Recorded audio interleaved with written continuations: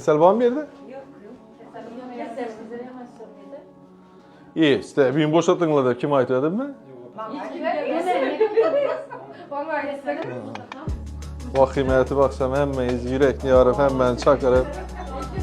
Size çakır demedik ki o akşam, doğru mu? Büyün oldu mu hepiniz? Yaxşı, abi biz bu işi kılış gerek, yaxşı. Nefes sıkışı yok mu? Yok.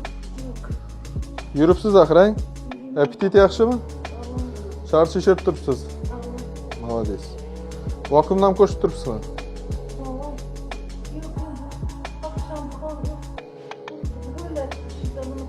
Ha, vücut acırattınız lan. Yaxşı. Açılışıp gedik. Kayıt yok akırayın. Hemen siz cayındayın. Yan taraf yaxşı mı? Yaxşı mısınız? Üzüge yatırmışsınız? İyi mi oldu ha? Biraz. Atışılık yok mu? Yaxşı mısınız? Siz yaxşı mısınız? Siz turupsuz, üçünde etip harekette boş gerek, avukatı iş gerek, yaxşı? Молодец. Peçine mümkün bölüşke yemeysiz, drojjası bu narsa yemeysiz, nan yemeysiz, içinizden boladı. Yaxşı? Su koyup peçine mümkün. Sen yemindirvada hiç yok. Şimdi yeseniz zor boladı hemen, gelişemiz siz bilen, yaxşı deyin. Hava. Tamam, özünüzni yok etip koyupsiz bulmasa da. Yaxşı, çişleriniz yok. Albumin aldı abi. Bunu nasıl döküp dursunuz? Mınnem boladı, yok. Mınnem boladı, bunu dökmeydi özü. Çelle çıktı bu narsa içinden.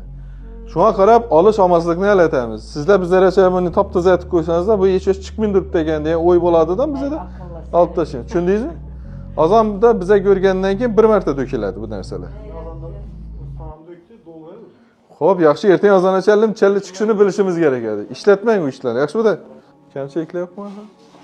Молодец. Ertaga javob beramiz, xudo xolasa. Yaxshimisiz? Daha az oldu zaten, birisi daha az çıktı, az. İşte narkozun tesiri gitgenden keyin ağrıp kaldıradi, ondan yine vuramiz, yaxshi? Pulsingiz-chi? Pulsingiz. Pulsimdan yapılmadı bu. Evet, o'zingiz davolash turgan ishonsa.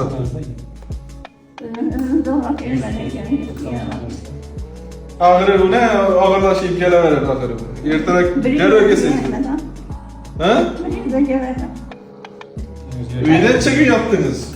Kayıt abi. 3 gün ne? 3 güne baktınız. Yaxşı olup ketadi. Sıkaramız bunu. Suğuları gördün sen? Sıvı taksan 3 gün çıkıyor. Kreatin tapşırdın değil mi? Yok, postayı gelizden düşünüyorum.